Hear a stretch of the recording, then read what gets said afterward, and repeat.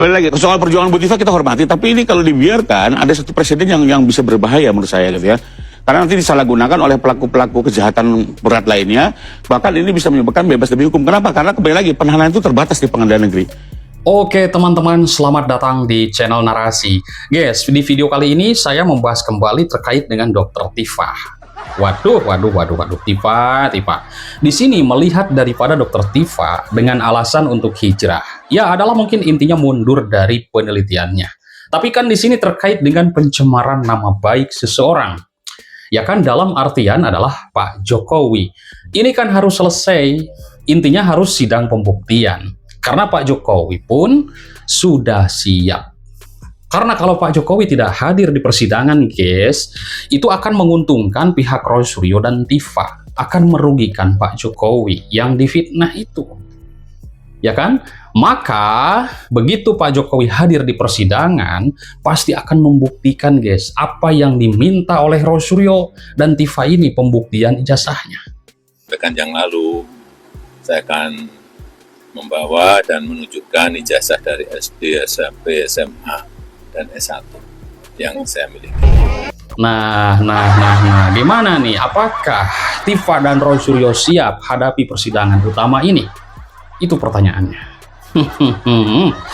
Aduh.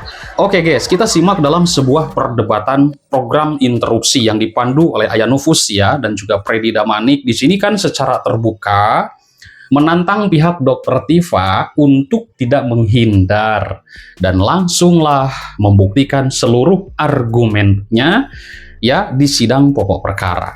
Sempat membatalkan rencana pra-peradilan. Kenapa sekarang kembali mengajukan pra-peradilan? Apakah mengikuti jejak Mas Roy? Ya, sebelumnya saya ingin pada kesempatan ini saya melakukan disclaimer dulu ya. Jadi karena memang saat ini juga di jagat media juga sedang viral ya, statement saya menyatakan bahwa saya hijrah dari persoalan ijazah ini. Saya perlu disclaimer dulu ya sebelum saya menginjak kepada pra-peradilan. Jadi gini, tugas saya sebetulnya sebagai intelektual publik, sebagai peneliti itu sudah selesai tepat 1 tahun yang lalu bulan Agustus 2025 ketika saya bersama Mas Roy sudah membukukan hasil penelitian kami dalam bentuk buku Jokowi White Paper. Jadi itu sebenarnya pekerjaan ilmiah saya sudah selesai. Kemudian kenapa kemudian terus berlanjut? Ya karena memang saya diterlaporkan, saya ditersangkakan, lalu akhirnya saya diterdakwakan kan gitu. Tapi saya perlu sampaikan di sini bahwa untuk urusan ijazah ini ya, buat saya sudah selesai ya. Jadi karena ini sudah selesai maka saya hijrah. Karena banyak sekali urusan-urusan maupun masalah-masalah yang jauh lebih penting daripada ini sudah selesai. Sebentar saya mau dengar dari Bang Freddy dulu. Bang, mendengar kata hijrah, apakah Anda serasa mendapatkan angin segar? Enggak lah, itu haknya beliau, hak Dr. Tifa, mau hijrah, mau apapun. Tetapi kan yang pasti perkara ini masih bergulir di pengadilan. Interupsi ya, saya mau lanjut. Silakan. Jadi itu, oleh karena itu, maka sekarang ini ketika ruangan buat saya untuk kita bersama melakukan intellectual exercise dengan adanya KUHP baru ini, di mana kita melihat kan ada celah-celah yang memang kita perlu lakukan exercise terus ya terhadap KUHP baru ini. Contohnya, faktanya adalah yang terjadi pada saya. Ada seorang terdakwa yang karena amar putusan di tanggal 23 Juli 2026 sudah dinyatakan bebas ya dari segala dakwaan ya. Kemudian bahkan berkas perkaranya pun sudah dikembalikan, tiba-tiba 3 hari kemudian menjadi terdakwa lagi. Nah ini kan sesuatu yang janggal dan membutuhkan sekali yang namanya intellectual exercise. Artinya disinilah kita kemudian belajar bersama-sama, saya makanya menggunakan fasilitas undang-undang yang ada yaitu pra-peradilan untuk kita sama-sama menguji. Kalau ini terjadi pada saya, lalu kalau kita presiden ini terjadi pada saya, lalu kita tidak lakukan exercise, akan terjadi pada banyak orang. Tidak tertutup kemungkinan mungkin abang berdua ini juga bisa kena pada suatu ketika nanti kan gitu. Makanya ini kan sesuatu yang sangat janggal, maka kita uji bersama. Untuk lebih lanjut ya, bagaimana kemudian nanti kita akan rapidkan dan buktinya kita langsung diluruskan kok. Buktinya kalau kita langsung diluruskan, kita sudah menerima surat penetapan ya, bahwa kami ternyata juga diperbolehkan, diizinkan untuk melakukan apa yang kami sebut sebagai intellectual exercise dalam bentuk pra-peradilan, dan kemudian jadwal sidang ya pokok perkara yang sudah dijadwalkan, sudah ditetapkan pula ya tanggal 13 Agustus ya pokok perkaranya udah nggak ada, bisa dicek di websitenya PN Jakarta Timur ya. Artinya ini adalah sebuah hal yang sangat menarik dan bagi bagi domain hukum di negara Indonesia gitu ya. Silakan Pak Iwang bisa. Ya, tapi sebentar sebelum ke Pak Anan, saya mau ke Mbak Rifai dulu menanggapi terkait dengan tadi intellectual exercise yang disampaikan oleh Dr. Tifa. Ya, kalau kami justru berpandangan berbeda karena sejak 27 Juli jaksa sudah memperbaiki dakwaan dan sudah mendaftarkan kembali.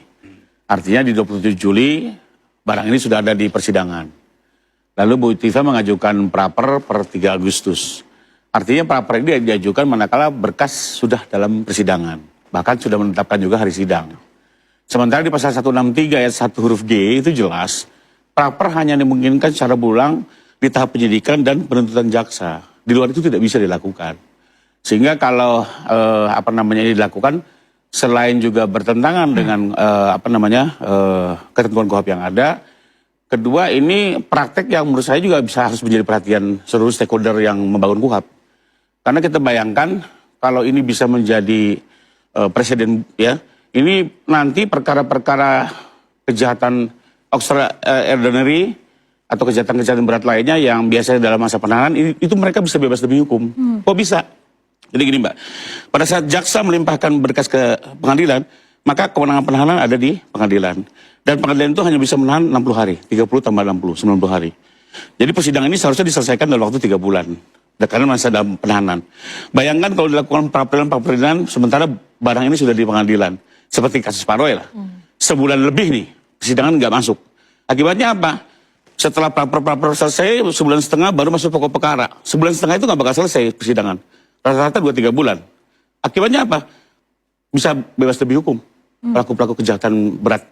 Manakala ini bisa dijadikan presidennya. Karena kembali lagi, menurut saya, tujuan perubahan lembaga peradilan nggak seperti itu. Kebetulan kami dulu terlibat mewakili organisasi advokat ya. Zaman dulu mungkin Bang Wirawan tahu ya. Zaman dulu kalau kita pra itu masuk pokok perkara gugur. Padahal ada keadilan yang ingin kita uji di situ. Berarti Anda ini melihat dari perspektif praktisi KUHP. Ya, ini secara umum. Kembali lagi soal perjuangan Bu Tifa kita hormati. Tapi ini kalau dibiarkan ada satu presiden yang bisa berbahaya menurut saya gitu ya. Karena nanti disalahgunakan oleh pelaku-pelaku kejahatan berat lainnya, bahkan ini bisa menyebabkan bebas demi hukum. Kenapa? Karena kembali lagi penahanan itu terbatas di pengadilan negeri. Kalau persidangan habis untuk menunggu pra-peradilan, sementara masa penahanan sudah berjalan. Sejak hari pertama didaftarkan, penahanan itu sudah ada di tangan hakim nih. 3 bulan gitu ya. Prapernya sebulan setengah. Baru masuk pokok perkara, sementara sidangnya 3 bulan. Akibatnya apa? Baru 1 bulan setengah berjalan, orang sudah bebas semua. Apa praktek seperti ini? Yang ini yang kembali lagi saya mengharapkan Tim 9 penyusun KUHP ini betul-betul mencermati apakah benar inilah lembaga pra-peradilan yang kita harapkan dalam konteks perubahan KUHP itu. Jadi sekali lagi terlepas dari upaya yang diajukan kami menghargai ini ada sesuatu yang bahaya. Nah kedua juga izinkan saya beda pendapat nih Bang Wirawan. Saya melihat justru substansi pra-peradilannya juga sepertinya lebih tepat di eksepsi atau di perlawanan. Karena ini dipersoalkan kan langkah jaksa melakukan perbaikan dan tidak melakukan banding. Nah sebenarnya kan ini kalaupun bisa dipersoalkan itu lebih tepat di eksepsi atau perlawanan. Karena kalau pra-peradilan itu kan terbatas. Yaitu menguji upaya paksa, menguji tidak sahnya penghentian penyidikan atau penghentian penuntutan. Sementara yang dibahas soal keberatan terkait dengan langkah lakukan perbaikan termasuk juga banding ini kan tidak ada kaitan dengan apa yang dimaksud dengan pra-peradilan. Jadi menurut saya kembali lagi dengan tetap menghormati ya ini perlu dicermati dan saya berharap Hakim PN Timur segera bersikap nih. Artinya Anda melihat bahwa Hakim tidak akan mengabulkan pra-peradilan kali ini? Saya lihat sulit ya, karena kembali lagi selain tidak masuk dalam kategori pra-peradilan, kedua sudah lampau waktu diajukannya. Baik, sepertinya pra-peradilan Dr. Tifa akan sulit dikabulkan Hakim. Apakah benar? Kita akan bahas selanjutnya, pemirsa tetaplah di Interupsi. Nah, Freddy Damanik menyoroti bahwasannya pengajuan pra-peradilan di tengah rencana pelimpahan kembali berkas perkara ini terkesan berputar-putar dan juga memanfaatkan momentum publikasi. Jadi bagaimana nih kesimpulan daripada teman-teman juga? Tifa ini sudah ketakutan guys, Roy juga sama. Lalu menanggapi dari Freddy Damanik, ya tuduhan tersebut tim penasihat hukum Tifa membantah tuduhan mengulur-ngulur waktu dan menegaskan bahwa gugatan pra-peradilan penting untuk memperjelas status hukum kliennya yang kehilangan label terdakwa usai putusan sela null and void. Ya, di saat yang sama, Dr. Tifa juga mengklarifikasi maksud pernyataannya mengenai hijrah itu, di mana tugas penelitian akademisnya soal dokumen ijazah telah rampung dibukukan. Namun ia tetap siap memberikan fakta ilmiah serta metodologi facial action coding system di persidangan maupun forum akademik. Oke, kalau begitu kita lihat bagaimana penelitian Tifa dan Roy Suryo. Saya melihat daripada Tifa dan Roy Suryo ini sebenarnya tidak yakin bahwa ijazah Pak Jokowi itu palsu. Meskipun mereka mengatakan 99,9% itu palsu.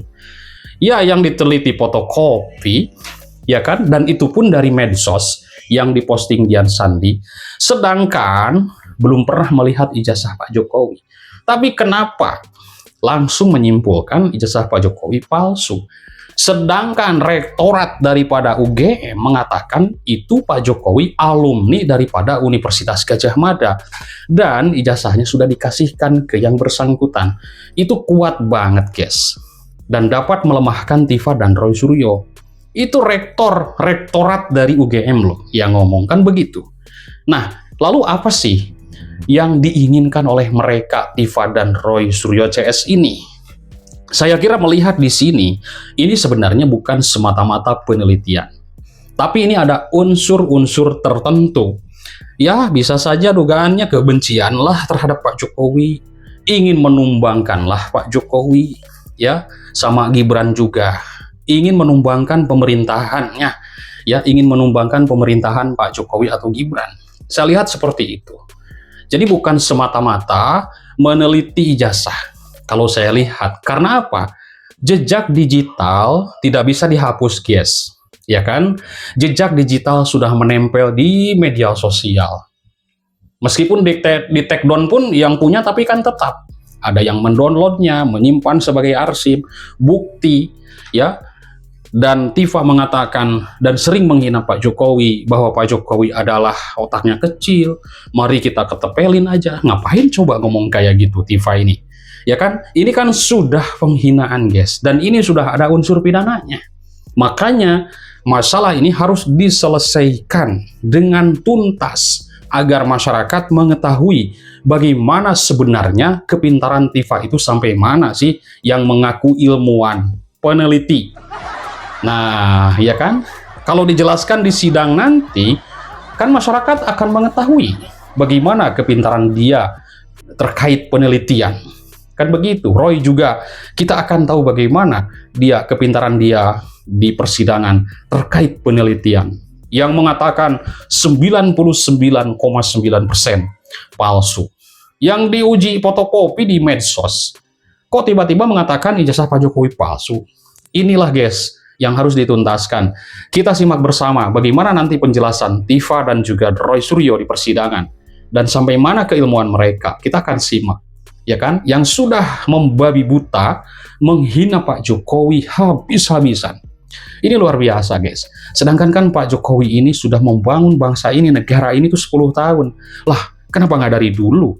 Dari wali kota, dari gubernur, dari presiden 2 periode itu sudah diotak-atik oleh Roy Suryo dan Tifa. Dulu nggak ada, adem ayem, apakah takut seperti Bambang Tri dan Gus Nur?